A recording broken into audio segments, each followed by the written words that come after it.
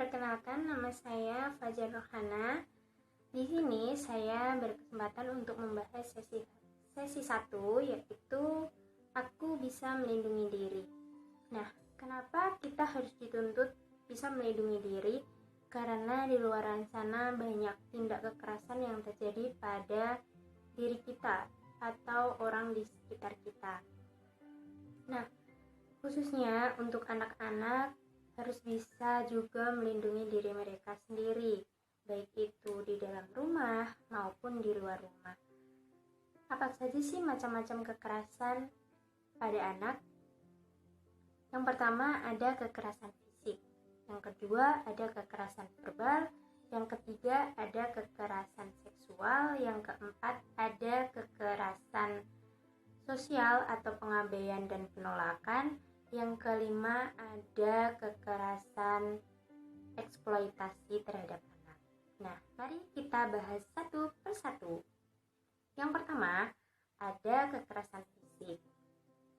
Nah, kekerasan fisik itu adalah suatu tindakan yang dilakukan sehingga menimbulkan luka fisik terhadap anak yang dilakukan oleh orang tertentu secara sengaja terhadap anak. Contohnya seperti memukul, menampar, menendang, menggampar, dan sebagainya. Dan selanjutnya ada kekerasan verbal. Nah, kekerasan verbal ini biasanya dilakukan dengan kata-kata ataupun sikap yang dapat mempengaruhi emosional atau mental dan juga mempengaruhi perkembangan sosial anak. Sebagai contohnya yaitu memarahi, meneriaki, mengejek, memaki, dan juga menjuluki dengan ejekan-ejekan negatif, misalnya dengan ejekan fisik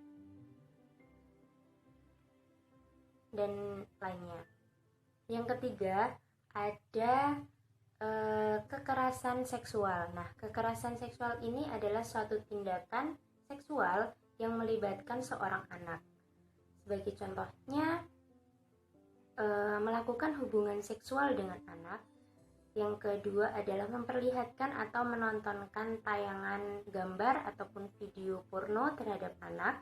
Yang ketiga adalah menyentuh dan meraba bagian yang tertutup baju dalam.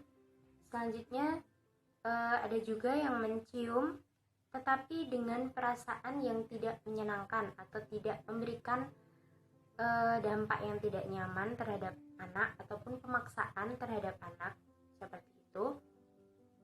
Dan selanjutnya ada pengabaian atau penolakan, atau juga bisa disebut dengan kekerasan sosial.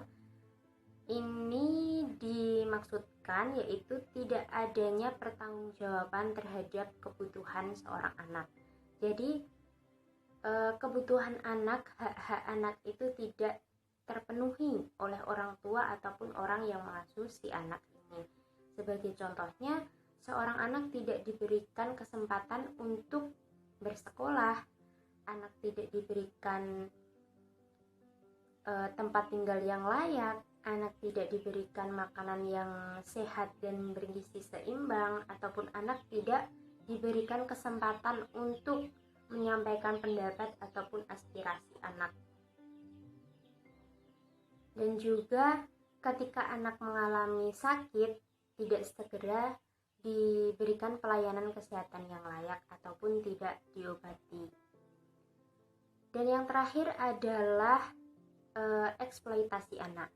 Nah, eksploitasi ini adalah suatu tindakan atau kegiatan mempekerjakan anak sehingga menghasilkan dukungan ekonomi seperti uang, tempat tinggal, pakaian, dan lain sebagainya. Dan sebagai contohnya, anak itu diminta untuk mengemis, meminta-minta, mempekerjakan anak lebih dari 4 jam, menyuruh anak bekerja pabrik, menyuruh anak berjualan sayur ketika jam sekolah atau saat sekolah, seperti itu.